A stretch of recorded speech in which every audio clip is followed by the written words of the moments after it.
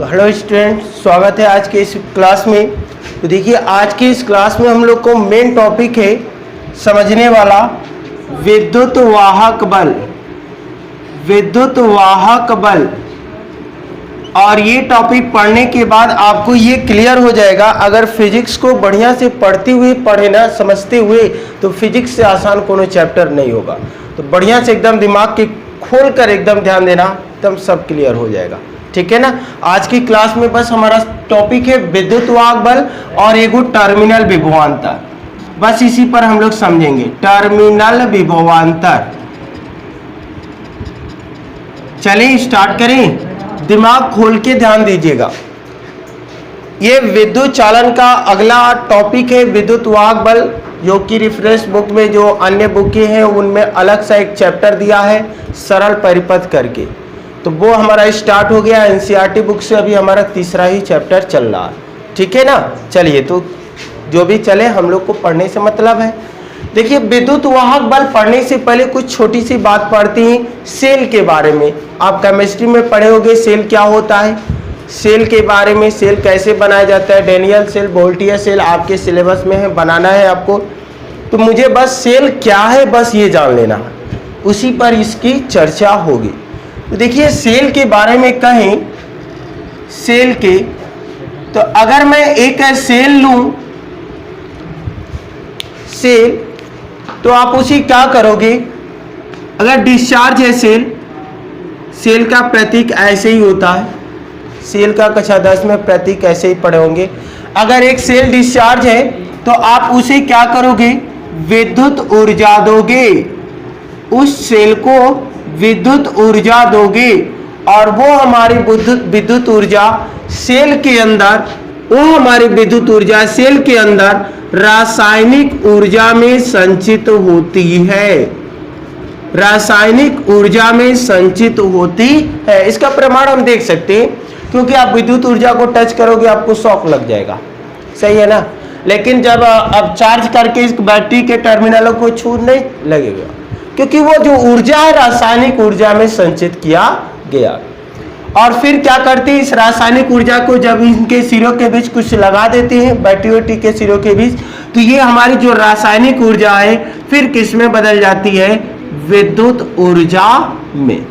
विद्युत ऊर्जा में आखिर क्या कर रहा है सेल, सेल यही कर रहा है कि हम विद्युत ऊर्जा दे रहे हैं, रासायनिक ऊर्जा में रख रहा है उसे, उस ऊर्जा को, फिर क्या करें, उसे काम में लगा रहे हैं, तो वही रासायनिक ऊर्जा विद्युत ऊर्जा में परिवर्तित कर दे रहा है, और हमें काम चल रहा है हमारा। तो काम क्या कर रहा है, सेल की परिभाषा बोले तो क्या बोल सकते हैं कि सेल एक ऐसी युक्ति है। देखिए, अगर कोई काम करता है ना, किसी के द्वारा यह काम किया जाता है, तो वो काम करने की उपकरण कहलाता है। ठीक है ना। जैसे मार्कर से लिख रहा हूं ना, तो ये लिखने की एगो युक्ति बन गया है। वैसे अगर एक सेल की बात करें तो सेल भी एगो युक्ति है जो विद्युत ऊर्जा को रासायनिक ऊर्जा में, रासायनिक ऊर्जा को विद्युत ऊर्जा में परिवर्तित करता है। समझ गए सेल क्या है। सेल ऐसी युक्ति है जो विद्युत ऊर्जा को रासायनिक में, रासायनिक ऊर्जा को विद्युत ऊर्जा में परिवर्तित करता है। क्यों करता है भाई, इसकी क्वालिटी है। क्यों करता है, इसकी एक क्वालिटी है, इस पर हम प्रश्न चिन्ह नहीं लगा सकते। ठीक है ना। ये इसका काम ही है। जैसे मार्कर क्यों लिखता है, आप कहोगे क्यों लिखता है मार्कर, भाई इसका लिखने का काम ही है, इसकी गुण है उसका, और कोई काम नहीं कर सकता। तो सेल के भी यही है कि वह विद्युत ऊर्जा को रासायनिक में और रासायनिक को विद्युत ऊर्जा में परिवर्तित करता है। क्लियर, क्लियर ना। अब देखो, बहुत सारे सेल बनाए गए हैं, सेल बहुत सारे बनाए गए हैं। कुछ सेलों को हम चार्ज कर पाते हैं और कुछ सेलों को चार्ज नहीं कर पाते। बोलिएगा, कुछ सेल को चार्ज कर पाते हैं और कुछ सेलों को चार्ज नहीं कर पाते। तो चार्ज करने और चार्ज न करने के आधार पर सेलों को दो श्रेणियों में रखा गया है। चार्ज करने और चार्ज न कर पाने के लिए, अगर मान लीजिए भाई एक बार चार्ज हो गया, बन गया बैटरी, और फिर डिस्चार्ज हो गया, उसे फिर चार्ज नहीं कर सकते। और कुछ ऐसी बैटरियां हैं मोबाइल में है, बड़ी बड़ी वाहनों में है, वो चार्ज होती रहती है, डिस्चार्ज होती रहती है, चार्ज होती रहती है, डिस्चार्ज होती रहती है। टॉर्च की सेल है, घड़ी की सेल है, ये सब हमारे क्या हो गए, एक बार डिस्चार्ज हो गए काम खत्म। तो उनके आधार पर चार्ज और न होने और चार्ज होने के आधार पर उन्हें दो श्रेणियों में रखा गया। पहला हमारा है प्राथमिक सेल, प्राथमिक सेल, और दूसरा है हमारा द्वितीयक सेल, द्वितीयक सेल। देखिएगा प्राथमिक सेल क्या कहलाती है। प्राथमिक सेल वे सेल होते हैं जिन्हें हम पुनः चार्ज नहीं कर सकते जी। एक बार सेल बन गया ना, एक बार बनकर छोड़ दिया गया इंडिया में, तो वो फिर उसे फिर दोबारा चार्ज करके उसे जिंदगी भर चला नहीं सकते। ठीक है जी। तो सेल, प्राथमिक सेल को किस श्रेणी में रखा, कौन सी सेल ऐसे हैं जिन्हें प्राथमिक श्रेणी में रखा गया, तो वे सेल होते हैं जिन्हें पुनः हम चार्ज नहीं कर पाते। और जैसे घड़ी में लगी सेल है, वोल्टियर सेल, डेनियर सेल, आप पढ़ोगे केमिस्ट्री में। केमिस्ट्री में नहीं पढ़ाऊंगा, केवल आपको ये यहाँ पर फिजिक्स वाली सेल चलेगा, केमिस्ट्री वाली सेल आप बनाइएगा, क्योंकि उसमें खाली रासायनिक काम है। तो रासायनिक अब क्या मिलाओगे अब तुम लोग जानना, ठीक है ना। चलिए जी, तो प्राथमिक सेल जिन्हें चार्ज नहीं कर सकते, और द्वितीयक सेल वे सेल होते हैं जिन्हें पुनः चार्ज किया जा सकता, पुनः चार्ज किया जा सकता। और जैसे कि हम बोल दें मोबाइल की बैटरी है, वो क्या बोलते हैं, बड़ी बड़ी वाहनों की बैटरी है, घरों में इन्वर्टर की बैटरी है, ये सब जितनी भी बैटरियां हैं जिन्हें चार्ज कर सकते हैं, उन्हें द्वितीयक सेल के श्रेणी में रखा गया है। तो उदाहरण के तौर पे एक आध ठो लिख सकते हैं। इसमें हम लिख सकते हैं कि जो हमारा प्राथमिक सेल है वो हमारा होता है voltaic cell, Daniell cell, Daniell cell. ये ऐसे सेल होते हैं जिन्हें हम पुनः चार्ज नहीं कर सकते हैं। और ये इसमें आप लिख सकते हैं सीसा संचायक सेल, सीसा आप पढ़ोगे केमिस्ट्री में, इनके बारे में ज़्यादा आप कमेंट मत करिएगा। सीसा संचायक सेल, ठीक है, संचायक सेल। और एक और ही ले लो तो क्षारीय सेल, क्षारीय सेल।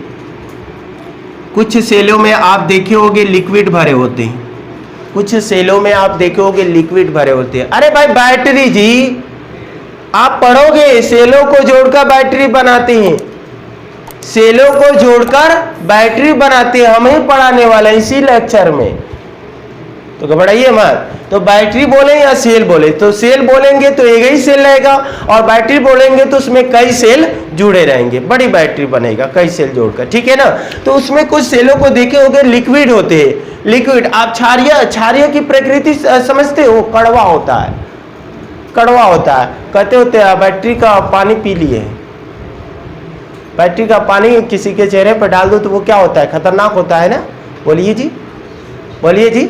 तो उसकी स्वाद कैसे होता है, चखे हो, बचपन में हम दांत साफ करने के लिए चखे, बहुत कड़वा होता है, कसाव होता है, और वो क्षारीय प्रकृति का होता है, ठीक है ना। तो मैं लोग चेक करना, ज्यादा मत लगाते ना, तो दांत तो टूट जाएगा, ब्याह हुआ नहीं होगा। तो यहाँ पर कुछ सेल है देखिए, और मोबाइल वाली सेल में उसमें कुछ नहीं होता है, क्या लिक्विड भरा होता है, नहीं। तो वो सीसा संचायक सेल उसे हम लोग कह सकते हैं, और जो क्षारीय जो लिक्विड वाला होता है उसे हम क्षारीय सेल कह सकते हैं। तो ये दो प्रकार के सेल होते हैं जिन्हें हम पुनः चार्ज कर सकते हैं, और ये सेल होते हैं उन्हें चार्ज नहीं कर सकते हैं। यहाँ तक बोलिए 100% क्लियर। तो हम अपने टॉपिक पर चले, बोलिए जी। सेल युक्ति है, क्या करता है, विद्युत ऊर्जा को रासायनिक में, रासायनिक ऊर्जा को विद्युत ऊर्जा में परिवर्तन करता है। अब हम चलते हैं विद्युत वाहक बल पर। सबसे मेन पॉइंट अगर समझ गए तो पूरा चैप्टर आसान हो जाएगा, पूरा पूरा। चले, कोई दिक्कत नहीं है, यहाँ तक कोई दिक्कत नहीं होना चाहिए सर, कोई दिक्कत नहीं है, समझ गए एकदम। लग रहा है कि फिजिक्स समझने वाला ना जी। विद्युत वाहक बल, देखो विद्युत वाहक बल जो होता है सेले का होता है, तो इसलिए मैं सेल के बारे में थोड़ा सा बता दिए। सेल ऊर्जा है, ऊर्जा को कन्वर्ट करता है। जैसे आप अभी केमिस्ट्री में पढ़ रहे थे जनरेटर, मैं भी पढ़ाऊंगा लेकिन अपने तरीके से, एकदम जबरदस्त तरीके से आप समझ जाओगे कि हाँ कैसे जनरेटर विद्युत देता है, क्योंकि विद्युत है ना, तो विद्युत ही बढ़िया बताएगा। चलिए देखिए, तो यहाँ पर ये भी एक युक्ति है, ठीक है ना जी। चलिए, तो यहां पर हम लोग को समझना विद्युत वाहक बल। समझे? स्टार्ट। देख, हम लोग चलते हैं मार्केट में। मार्केट में चले, मार्केट में गए और एक सेल खरीदे। मार्केट में गए, एक सेल हमने क्या की? खरीदे। और खरीदते समय उस पर जो लिखा था कि वह 10 वोल्ट का सेल है। ठीक है ना जी? आराम से समझना, दिमाग खोल के समझना, ये बात तय है। पहला दिमाग खोल लेना और कहीं जाने मत देना दिमाग को, तो समझ में आ जाएगा। 10 वोल्ट, अगर मैं एक सेल को खरीदने गए मार्केट में और उसकी जो वोल्टता है वो 10 वोल्ट का हमने खरीद कर लाए। बड़ी उम्मीद थी कि वो हमारा क्या हो जाए कि जब हम उसे काम में लेंगे तो वो हमें कितना वोल्टेज देगा जी? 10 वोल्ट। बहुत उम्मीद लगाए कि अब बैटरी हमें क्या कर रहा है, हम 10 वोल्ट का खरीद कर लाए हैं तो 10 वोल्ट देगा। पता है सर क्या हुआ? बहुत चीटिंग हुआ इसके साथ, हमारे साथ ये चीटिंग किया। क्या हुआ ध्यान देना, जब इस सेल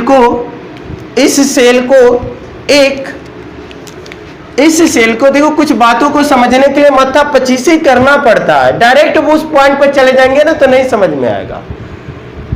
अगर माथा पचीसी करके ले जाए ना, थोड़ा टाइम वेस्ट करें तो ज्यादा दिन तक याद रहेगा।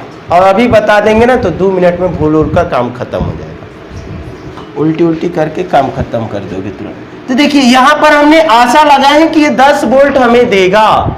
जब इसको काम में लेते हैं, काम का मतलब बल्ब जलाते हैं, इससे जलाएं, चाहे टीवी चलाएं, कूलर, पंखा, जो भी चलाएं, जिसकी क्षमता के अनुसार जो है उसको चलाएंगे हम। तो यूज में लिए तो पता है हमारे साथ चीटिंग हो गया। जब हम इस सेल को काम में लिए मतलब इसमें एक बल्ब लगाए और ये तार, ये भी दिमाग में रखिएगा, ये जो तार है एक प्रतिरोध ही नहीं, बहुत इसका प्रतिरोध नगण्य के बराबर, एकदम इसका कोई प्रतिरोध नहीं है तार का। ठीक है ना? जब हम बैटरी में एक बल्ब जोड़ देते हैं तो आपको पता है जो बल्ब होता है भैया, एगो प्रतिरोध होता है। ठीक है ना? बल्ब हमारा क्या होता है? प्रतिरोध होता है। जब हम बल्ब लगाए इस सेल के सिरों के बीच, बल्ब लगाए, मान लेते हैं इसका प्रतिरोध R है, और जब हम इसके सिरों के बीच वोल्टता नापने के लिए एक वोल्ट मीटर लगाए और एक वोल्ट मीटर लगाते ही हमारे साथ चीटिंग हो गया। क्या मिला? जो ही हम वोल्ट मीटर लगाए और हमारे पास मिल गया 8 वोल्ट। बड़ी उम्मीद थी कि हमें 10 वोल्ट मिलेगा, लेकिन मिला हमें 8 वोल्ट। 2 वोल्ट की क्या हो गया? चोरी हो गई, नुकसान हो गया। 2 वोल्ट की चोरी हो गई, घोटाला हो गया। अब क्या हम चलेंगे मार्केट में, दुकानदार के सर पर ले चल के बैटरी पटकेंगे? बैटरी कहेगा बैठ, जो पहले बैटरी सेल वाला फिजिक्स पढ़ के आओ, उसके बाद हमको समझाना। तो आप यहीं पर सेल वाली फिजिक्स पढ़ लीजिए ताकि आपको दुकानदार से झगड़ा नहीं करना पड़ेगा। क्या कारण है कि अब वोल्टता कम हो गया, 2 वोल्ट की हानि कहाँ हो गई, उसी का हमें पता लगाना है। तो इसका पता जो ही लग जाएगा ना, इतने सारे हेडिंग क्लियर हो जाएंगे। देख लें अब बताइएगा, ध्यान दीजिएगा। एक ओम के नियम आप पढ़े होंगे, मैं ही पढ़ाया था, मुझे याद है। ओम का नियम होता है I × R। ओम के नियमानुसार जो भी विभवांतर होता है वो कहाँ होता है? प्रतिरोध के सिरों के बीच, और उसमें प्रवाहित धारा, वो दोनों का गुणा कर दोगे, वो हमारा कितना हो जाएगा? विभवांतर भी हो जाएगा। ठीक बात है ना? यहाँ तक बोलिए, यहाँ तक तो क्लियर होना चाहिए कि जो भी हमारा वोल्टता खत्म होता है वो कहाँ होता है? प्रतिरोध के ऊपर। अगर मैं यह बल्ब लगाया हूं जिसका प्रतिरोध R है, तो यहां पर वोल्टता कितना होगा बताइएगा? अगर यह सेल I एम्पियर की धारा दे रहा है तो I × R होगा। बोलिएगा, अगर सेल पूरा का पूरा धारा इस बल्ब में भेज रहा होगा तो प्रतिरोध तो बदलने वाला नहीं है। अगर यह धारा पूरा का पूरा सेल भेज रहा होगा तो जरूर 10 वोल्ट आना चाहिए। लेकिन आ रहा है 8 ही वोल्ट। इसका मतलब जो सेल है चीटिंग कर रहा है हमारे साथ, पूरा धारा नहीं भेज रहा है, पूरा धारा नहीं भेज रहा है, पूरा धारा नहीं भेज रहा है, धारा को कहीं और भी ले जा रहा है, वहां पर भी कोई चोरी हो रहा है धारा का, उसी का पता हमें लगाना है। चले चले जी, बोलिए जी, यहां तक क्लियर हो गया ना? कोई बात नहीं, स्टेप बाय स्टेप समझो, थोड़ा टाइम लगता है। कहते हैं भगवान के हैं देर बांध देर नहीं के, कहते हैं ना। तो फिजिक्स में भाई पढ़ाई में भी वही है, देर है अंधेर नहीं है, देर भले लेकिन समझ में एकदम बढ़िया आएगा। चलिए ठीक है, हमें पता लगाना है कि 2 वोल्ट का नुकसान कहाँ होगा, ठीक है ना।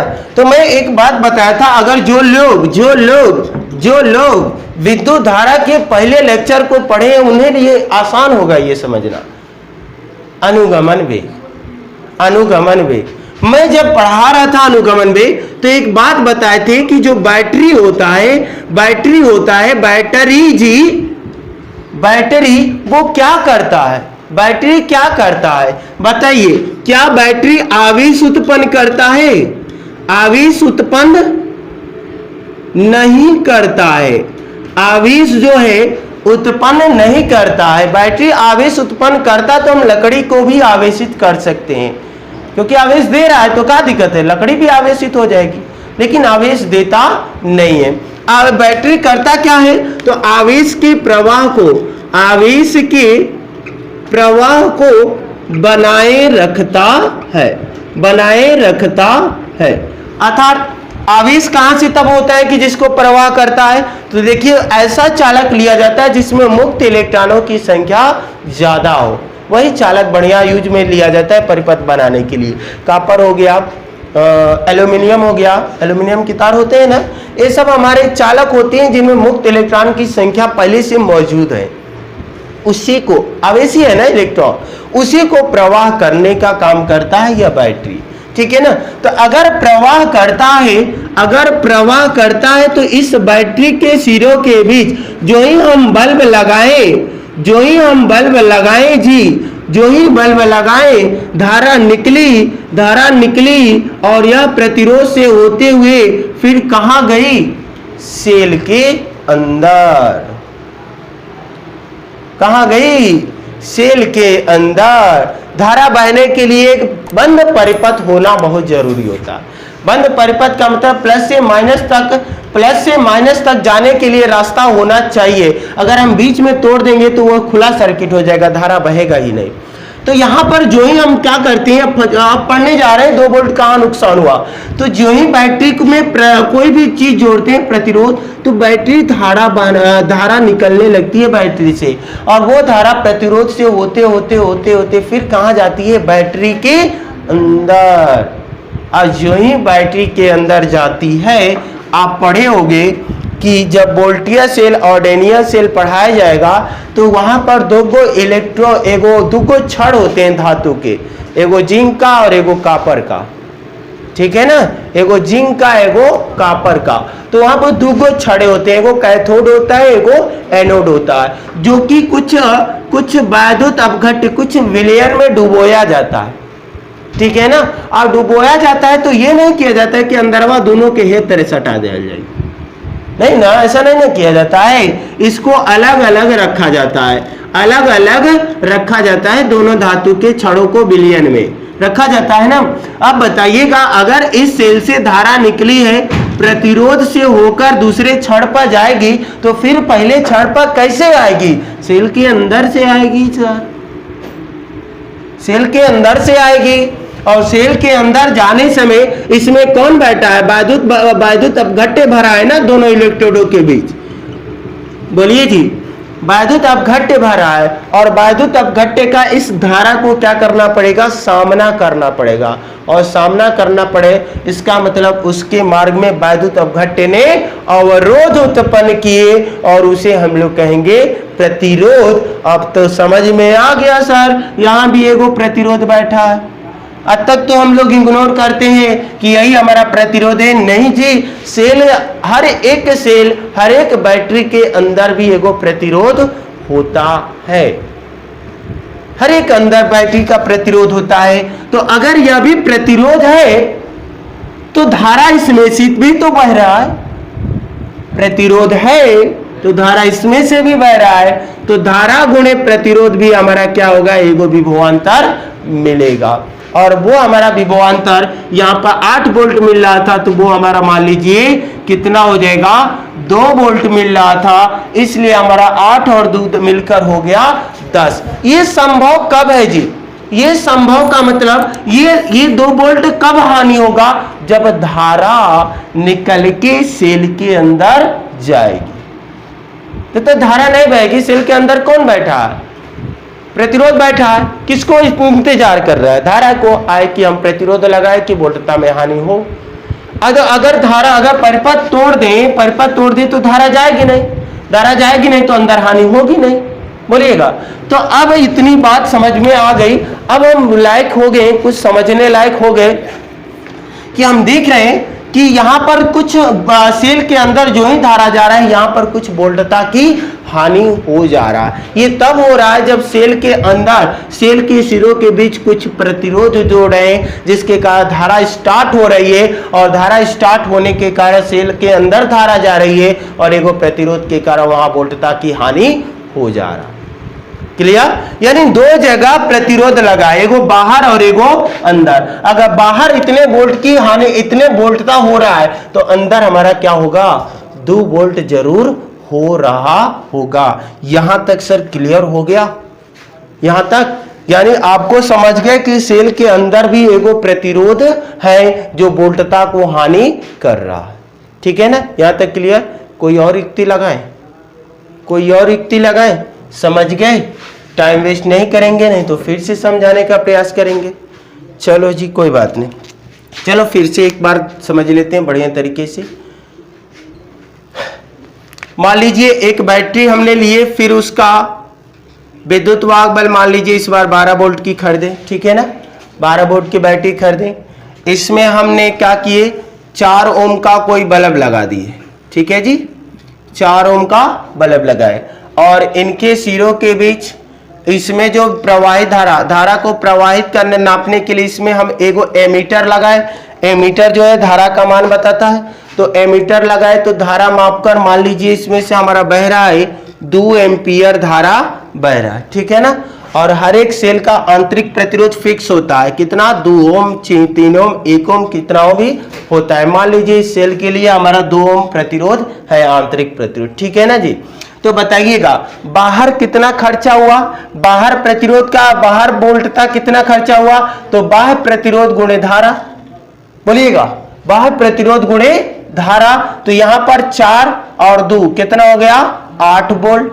और अंदर की प्रतिरोध, अंदर की धारा, अंदर भी धारा वही ना जाएगी ये, बोलिएगा, तो अंदर भी यही जाएगी, तो 2 दूना के 4 वोल्ट यहां हो गया, 4 वोल्ट यहां हो गया, 8 वोल्ट यहां हो गया, तुल मिला के 10 2 8 4 12 ना, 8 4 12। अब कहोगे सर जी एक बात बता दीजिए कि सेल का आंतरिक प्रतिरोध कैसे ज्ञात करते हैं। सेल का आंतरिक प्रतिरोध ज्ञात करने के लिए हम आगे पढ़ेंगे विभव मापी, ठीक है ना। विभव मापी एक ऐसी युक्ति है, उसकी सहायता से आंतरिक प्रतिरोध ज्ञात किया जाता है। तो इसी सिलेबस में आगे हम लोग देखेंगे, ठीक है ना। तो यहां पर आप देखिए, मैं बात बताने जा रहा हूं विद्युत वाहक बल की, वही बात है। एक और ही उदाहरण दे देते हैं, नहीं समझ में आया तो देखो, मान लो कोई फंड चला, कोई सरकारी काम के लिए फंड चला, मान लीजिए 100 रुपया, ठीक है ना, 100 रुपया चला, 100 रुपया चला, लोगों तक पहुंचते समय वो कितना रुपया हो जाना चाहिए, अरे भाई हो जाता है, मान लीजिए 80 रुपया हो गया। ये बात तय है, मानते हो ना, मानते हो ना। क्यों, क्योंकि बीच में भ्रष्टाचार बैठा है, चोर बैठे हैं, बीच में चोर कर बैठने वाले हैं। जो ही फंड रिलीज होगा उस पर चोर हावी होंगे। अब जानते हो, आपको दैनिक जीवन के एकदम उदाहरण लिए, समझ रहे हो ना। अगर कोई भी सरकारी काम के लिए फंड रिलीज होता है तो फंड रिलीज के समय एकदम पूरा रहेगा, जो ही आपका छूटेगा बीच में भ्रष्टाचार उसे खा जाएंगे। वैसे ही कोई सेल है, सेल के अंदर ही भ्रष्टाचार बैठा, सेल के अंदर ही चोरवा बैठा है, सेल के अंदर ही बैठा। जो ही धारा निकलेगी सेल से, जो ही धारा निकलेगी वो क्या करेगा, लेगा। और जब सेल कब निकलेगी धारा सेल से, जब उनके बीच कोई प्रतिरोध जोड़ा जाएगा, तो वहां पर क्या हो जाती है, वोल्टता की हानि हो जाती है। तब देखो बात बताने जा रहे हैं, विद्युत वाहक बल एकदम बढ़िया से समझ गए कि विद्युत वाहक बल क्या होता है।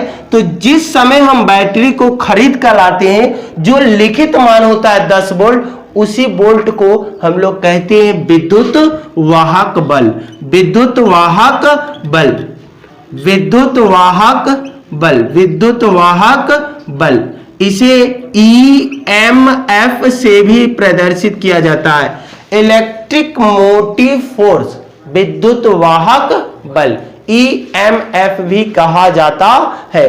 तो बात क्या समझे कि जब भी सेल के को खरीद कर लाओगे, उस समय जो वोल्टता लिखा जाएगा वो हमारा क्या होगा, विद्युत वाहक बल। जब उसे काम में लोगे, काम लेने के बाद उसमें सिरों के बीच वोल्टता नापोगे, और जो भी वोल्टता आएगी उस वोल्टता को हम लोग कहेंगे टर्मिनल विभवांतर। क्लियर? क्लियर? कोई दिक्कत नहीं ना? कोई दिक्कत नहीं ना? बोलिएगा, बोलिएगा फिर से एक बार, फिर से एक बार सर, कोई दिक्कत नहीं है, फिर से एक बार बता देते हैं। विद्युत वाहक बल क्या होता है? तो बाह्य प्रतिरोध की अनुपस्थिति में, जब तक बाह्य प्रतिरोध जोड़ोगे नहीं, धारा बहेगा नहीं। तो बाह्य प्रतिरोध की अनुपस्थिति में सेल के सिरों के बीच वोल्टता को कहते हैं विद्युत वाहक बल। बाह्य प्रतिरोध की अनुपस्थिति में, कब? जब धारा नहीं बहेगी, तो उस समय सेल के सिरों के बीच वोल्टता जो होगा उसे विद्युत वाहक बल कहते हैं। और जब धारा बहेगी, यानी बाह्य प्रतिरोध की उपस्थिति में, सेल के सिरों के बीच विभवांतर को कहते हैं टर्मिनल विभवांतर। टर्मिनल विभवांतर को भी से प्रदर्शित करेंगे, विद्युत वाहक बल को हम लोग ई से प्रदर्शित करेंगे। क्लियर? यानी एक और बात, यहीं पर दो हेडिंग एकदम क्लियर हो गया, बिना एकदम बहुत दिन तक याद रहेगा अगर याद रखोगे तो, छोटा सा दिमाग खोल के सुनियो तो। और यहां पर जो प्रतिरोध है अंदर वाला, उस प्रतिरोध को कहते हैं आंतरिक प्रतिरोध। तो विद्युत धारा, सेल के अंदर विद्युत धारा के मार्ग में जो अवरोध उत्पन्न करता है उसे सेल का आंतरिक प्रतिरोध कहते हैं। इसे स्मॉल r से प्रदर्शित करते हैं। 3 हेडिंग क्लियर? यहीं तक बहुत मेहनत लगा है। बोलो समझ में आ गया ना? समझ में आ गया तो भाई चैनल को सब्सक्राइब कर दो, लाइक कर दो, जल्दी से कर दो भाई। कर दिए? चलो, तो यहां तक आपको जो भी नोट करने लायक हो वो परिभाषा बोल दिए है। सेल से लेकर यह आंतरिक प्रतिरोध तक, सेल कैसा, सेल क्या होता है, सेल 2 प्रकार के, वो लेकर विद्युत वाहक बल, टर्मिनल विभवांतर और आंतरिक प्रतिरोध, ये 3-4 हेडिंग एक बार हम लोग क्लियर कर चुके हैं। ठीक है ना? तो बोलिए यहां तक सब कुछ क्लियर है ना? समझ में आ गया? बोलिएगा, बोलिएगा, कोई कसर नहीं छोड़े समझाने के लिए। ठीक है ना? तो आज क्लास यहीं स्टॉप करेंगे। आगे की टॉपिक अगले क्लास में हम लोग पढ़ेंगे। आज टाइम हो गया, ठीक है ना? चलिए।